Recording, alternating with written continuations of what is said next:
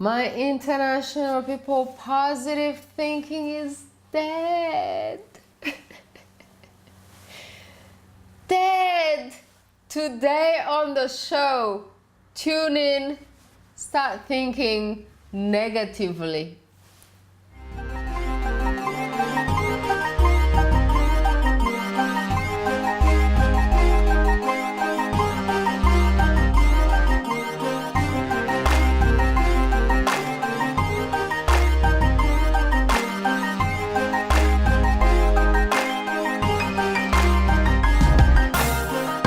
My international people, your favorite host, Louise UWACU, hosting your favorite talk show, U&I Talk Show.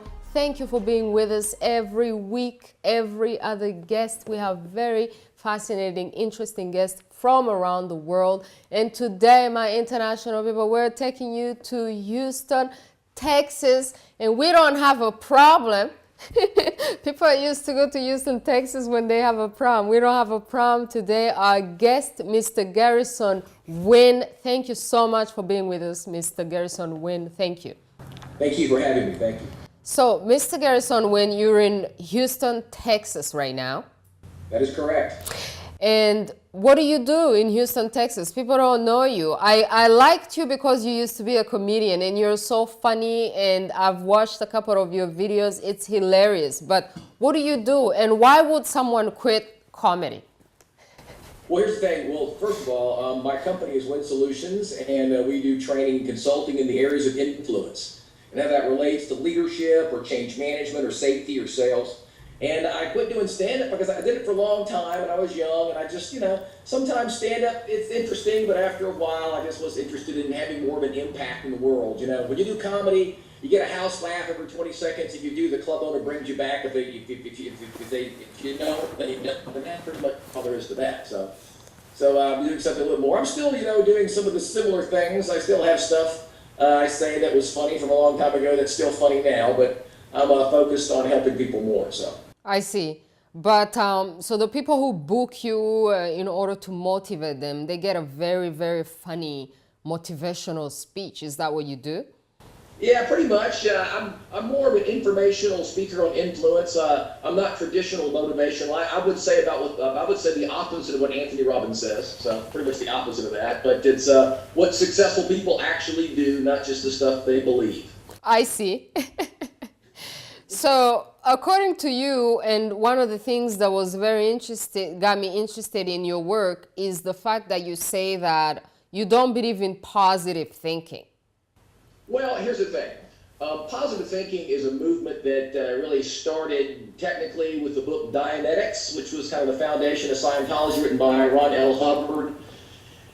And then a couple years later, Norman Vincent Peale copied that book and wrote a book called The Power of Positive Thinking, which was kind of like Scientology without spaceships, pretty much. And basically, that's where it all came from. And our history and the research of mankind shows the opposite of that. The reason we survived as a species is because we said, okay, don't eat the poisonous plant, look out for the saber-toothed tiger, this stuff will kill us, let's go the other way. That's why we're here. So negative thinking really is kind of the foundation of mankind. It's just, in the recent, 100 years, I'll say 150 years, we started to kind of think in this direction that we have to be positive. So. Really, eh? Yeah. So negative thinking is for the survival. If you think negatively, you will survive. I don't really understand it, because positive thinking, they tell you that if you think positively, you will attract what you're thinking positively about. So what would be the purpose of thinking negatively then? Well, here's an example. So let's start with the basics of it. First of all, what I'm getting ready to tell you, 80% of your viewers will have to probably emotionally and mentally tune out.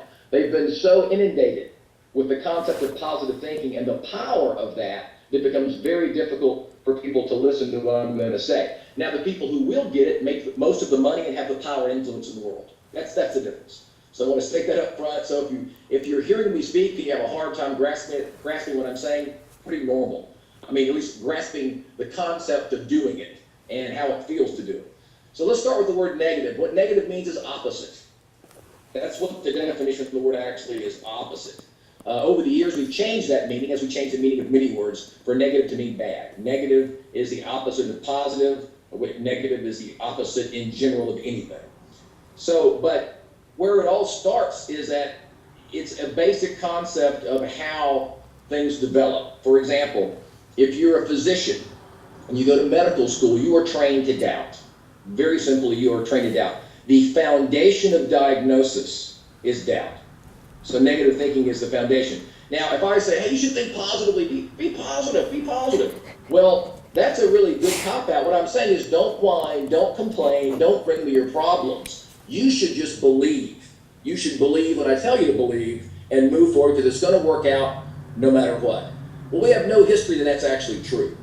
The people the most successful, what they do is they look at the problems that can happen. They look at the issues that could prevent them from being successful, and they create a path through those to be successful. That's what successful people actually do. We interviewed 5,371 top performers over 10 years. We looked at the top 1% of that 5,371, and what are they doing that made them so effective? What they had in common? They were negative thinkers.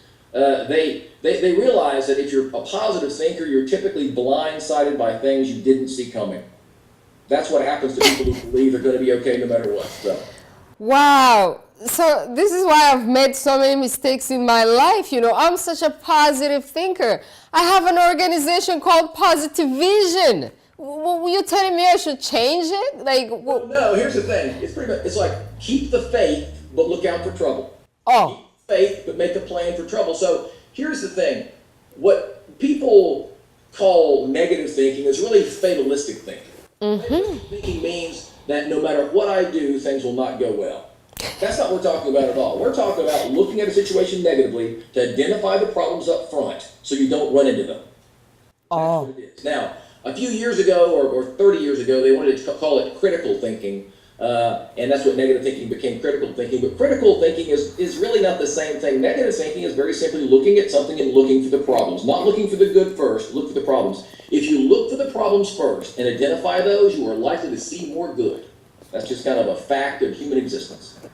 Oh, so, okay. I think I'm starting to get it just a little bit.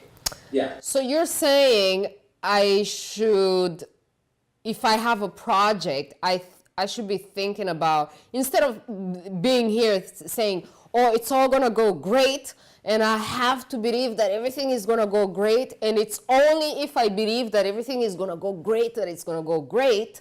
Right. I should be thinking, oh, this is going to go so wrong. What's going to go wrong? This is definitely going to go wrong. And then... That's kind of dramatic. I wouldn't say it's going to go wrong 15 times and then start the activity. Okay. I would say, okay, I'm getting ready to try to achieve something. Let me take a look at what could stop me. What is in my way? What can stop me? Okay, I've identified these obstacles. So positive thinking is kind of like, I'm going to be okay no matter what, I can do it. So positive thinkers have self-assurance. I can do it, I can do it, I can do it. Negative thinkers have self-insurance. I've looked at problems A, B, and C that can stop me, and I've got a plan to go around them. Now I'm moving forward. Oh, wow.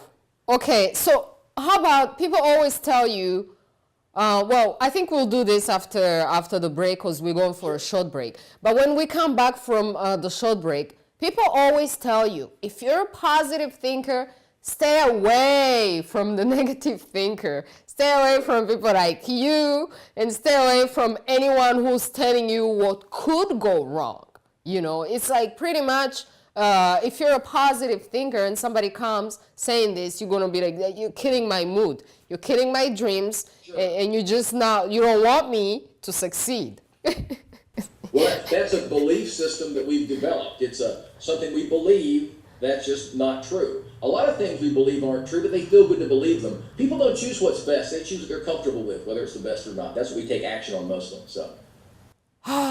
So positive thinking just feels great, and this is why it has so many more people? Just like cotton candy and you know, Snickers bars, and Snickers bars are great, and all that stuff that's got a lot of sugar in it and stuff that's high in fat and all that, it tastes delicious. It's fantastic. It just won't help us move forward with our lives typically. Same thing. Wow. Okay. Let's digest that a little bit. Let's take a short break. My international people, digest that a tiny little bit. And me, I'm obviously after this interview, I'm going to have to go into some therapy, huge therapy. We'll be back.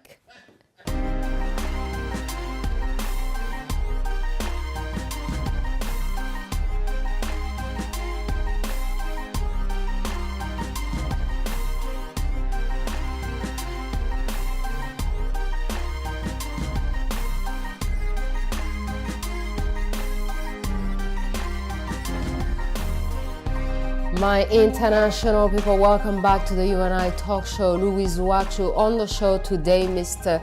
Garrison Wynn, the man who's telling me how I've been so wrong to be so positive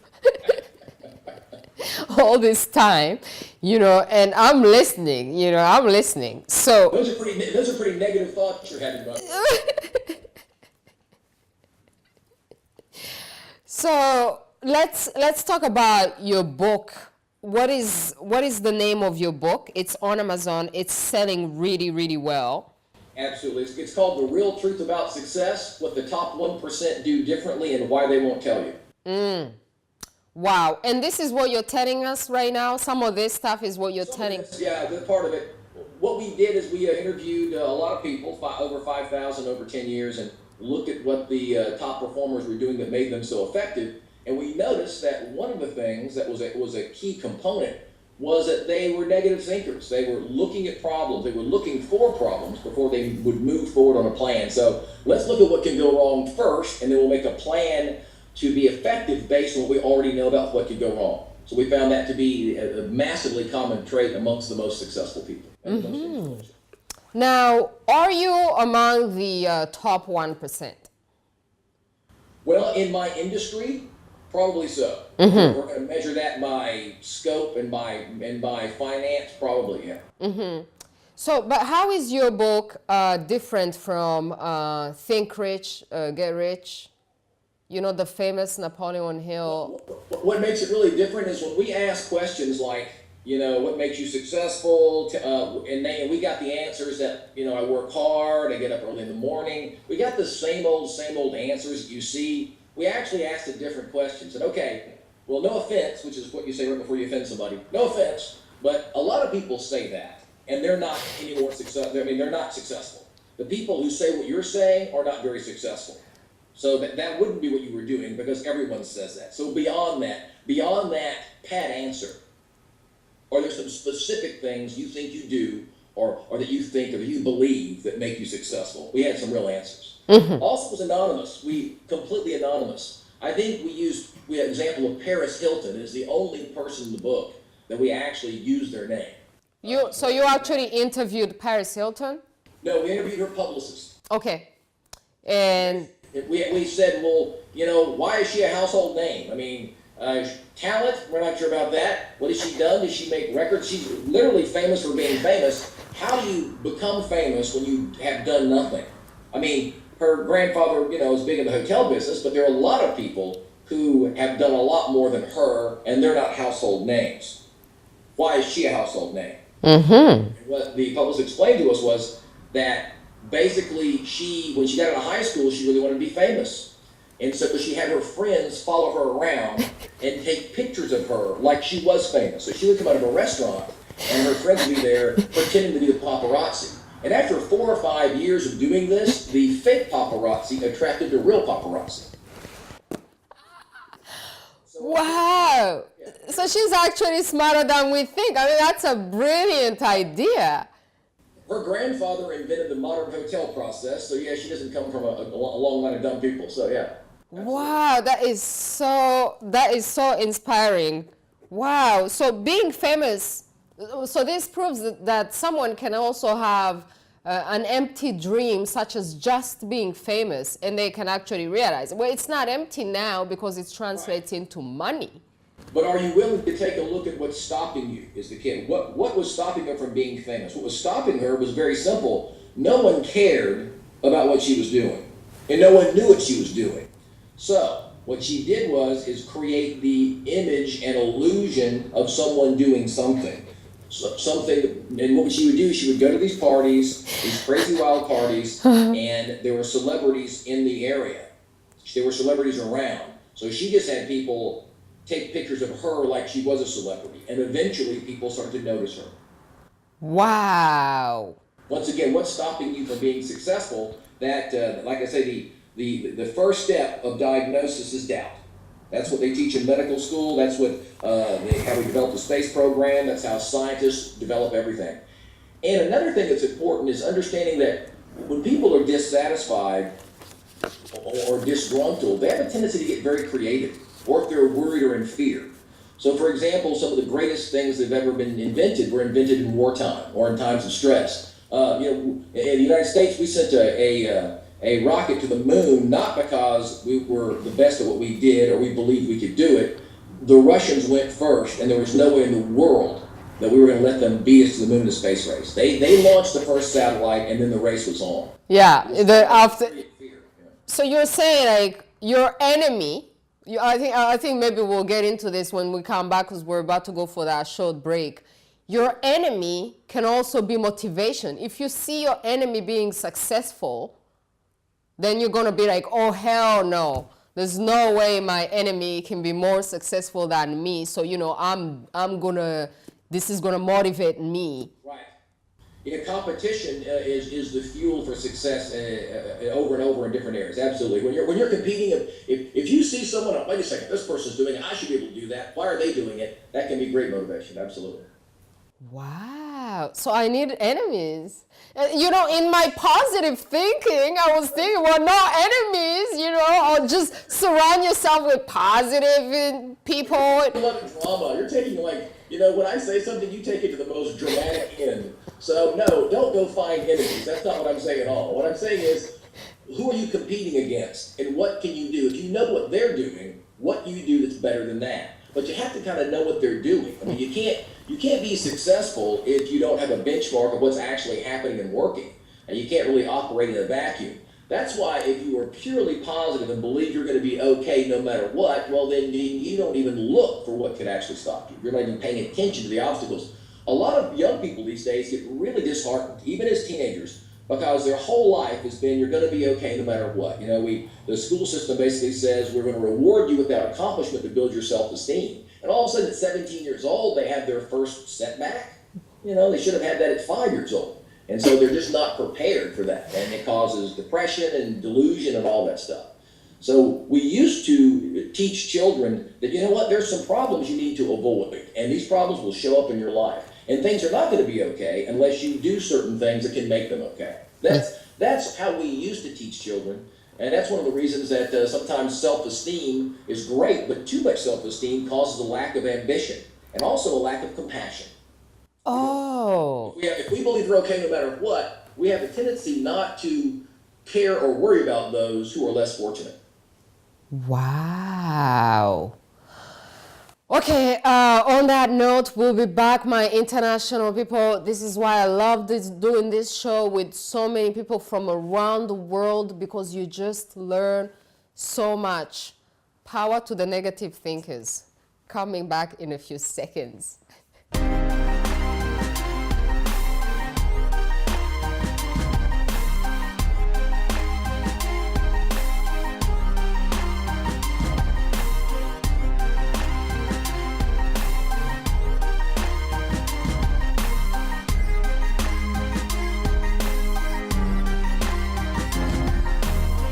Welcome back, my international people. Louise, UWACU, U&I Talk Show, talking to Mr. Garrison Wynn. So interesting. Today, after listening to this show, you're going to have to rethink your positive thoughts. Mr. Garrison, Mr. Garrison Wynn, we were just talking in the break about the American education system, which pretty much gives people overconfidence in telling them that everything is going to go all right. So what does that have, what kind of long-term effects does that have to the child and to the society when you feed them this positive thinking that we've been fed? Well, if your self-esteem gets so high, you believe you're okay no matter what, it reduces ambition. So the people who believe they're okay no matter what just simply have a lower level of ambition. And also, if you believe you're okay no matter what, you have a tendency to have less compassion for those who are not okay. So it causes some issues. So if you ever run into some, young person somewhere and you realize they're not really willing to work very hard and they're not really concerned about your issues, that's kind of a side effect of that. The idea was, if you give people a lot of self-esteem, they'd be better off in life and they wouldn't have all the issues. But, the people who have a chip on their shoulder, who are competitive, those are the driving forces in almost any economy. The people we interviewed that were really successful, they had lower levels of self-esteem. They couldn't live in a world where they, weren't number one. They wanted to really, really succeed. They were very, very competitive. So when you reduce someone's nature of competitiveness, you might reduce their power to succeed. So that's what we're seeing. And there's some great concerns about that. It's kind of funny, we interviewed about 50 school teachers that had taught school longer than 30 years. And what came back about what's the most puzzling thing that you saw in all of your history of teaching, these are all American school teachers, they said, well, it's interesting that the valedictorian, the person with the highest grade point average, went on to do, okay things or pretty good things and sometimes average things. But the kid with ADD, who didn't pay attention, who had confidence issues, who wasn't that sure of himself, was very, very competitive, owns the shopping mall and all the real estate in town years later. Wow. The most successful people had a tendency not to fare well in the educational system. The majority of people who are millionaires in the United States don't have the most education. That includes Bill Gates and Warren Buffett. And Michael Dell. What they all have in common is they're all college dropouts. So there is definitely a connection between moving your own direction and not buying into the typical educational mindset and being successful. I see. So you're pretty much saying that the school system may be telling you that you're going to be all right. But if you're a real thinker who sees very far, then you see that you're not going to be all right. And you may drop out of the school system to go and do what you have to do because you know that something is wrong with what they're telling you. Is that what happens with the successful people? Well, I think what it is that they just have a desire, to get ahead, and they're willing to take advantage of their advantages. They believe, hey, I'm in a difficult situation. I've got to do some things to get out of it. So their mindset might be negative. A lot of people who grew up very poor in very difficult circumstances go on to be very successful. In the United States, the majority of the really successful entrepreneurs have one thing in common right now in the last 15 years. They're coming from other countries. They come here, sometimes with minimal language skills, they don't have a lot of money, and they take the American dream and make it. I interviewed the number one salesperson for Rolls-Royce, and I asked him, what do you think most of your customers have in common? He said, well, their first language is not English. Wow. Yeah. So success, America's a successful place. I think as Americans, as North Americans, we need to take advantage of the advantages we have. There's a lot of information out there. Believing everything's going to be okay no matter what can sometimes be the result of the society that's been so successful. We believe we can raise children into that success and they'll be okay simply because, we've set something up for them. But people have to learn from their own experiences. People have to go through their own problems to be able to handle those problems that happen later in life. Or else the new generation will lose all the advantages of the previous generation. Absolutely, and it's happened before. It happened in the Roman Empire. It's exactly what happened in the Roman Empire. You had generations that were born into such prosperity and such a belief that they had something called the ignorant elite. And those are the people who felt they needed to be educated. They would educate in Rome. Your slave had the education, and you didn't towards the end of that empire.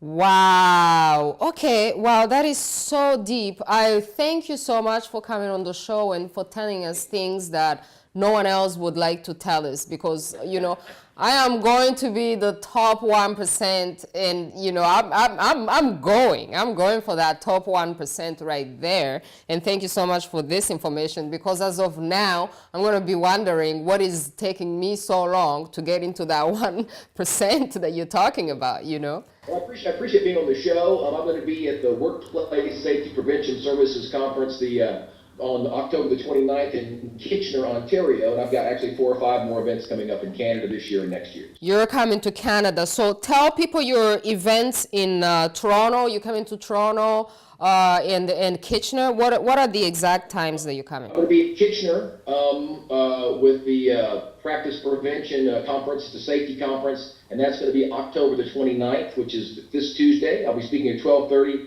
at the Benjamin's Conference Center in Kitchener, Ontario. And then I'll be in Niagara on November the 20th. I'll be in Markham on November 26th, and I'll be in Toronto in April the 26th of next year. Okay, great. People may not get to see this show before the Tuesday conference, the October 29th, but people will definitely see this show before the November dates. So people who are in Toronto and Kitchener and all those places, go and look up Mr. Wynn Garrison. Obviously, Garrison Wynn, you're so great. Other than that, where can people find you, your website, and remind people the title of your book on Amazon so that they can go and get it, and then we'll let you have your great day. Sure. The book is The Real Truth About Success, and you can go to Amazon.com. The easiest way to get the book is to go to Amazon.com and get the book. It's called The Real Truth About Success. Publishers McGraw-Hill. It's available in Kindle and hard copy. If you Google workplace safety prevention, that's workplace safety prevention events in Canada, you will see where those events are located. Okay, great. So one last comment on you and your work. So this is why you quit comedy, eh? Well, I did it for a long time. I was a pro stand-up for 7 years and I enjoyed doing that. But I wanted to do something that had more impact. I wanted to help people more. So when I speak, I'm very funny. People laugh out loud. It's got a lot of comedy in it. I make it really, really funny. Comedy is truth, only faster, And I make it funny and fun and exciting. And there's a lot of great information. So they walk out, they had a really, really good time. They laughed a lot and learned how to be more successful. Yes. Well, thank you so much for teaching me on my own show how to be more successful. If you hear that I've become a multi-millionaire, thank you so much. No problem. Thank you for having me. Have a great day, Mr. Wynn. Thank you. All right, my international people, that was Garrison Wynn all the way from Houston, Texas. All the positive thinking, all negative thinking. He's told you what you need to do. So go and do that. No excuses. And if you're sitting down thinking that everything is going to be all right,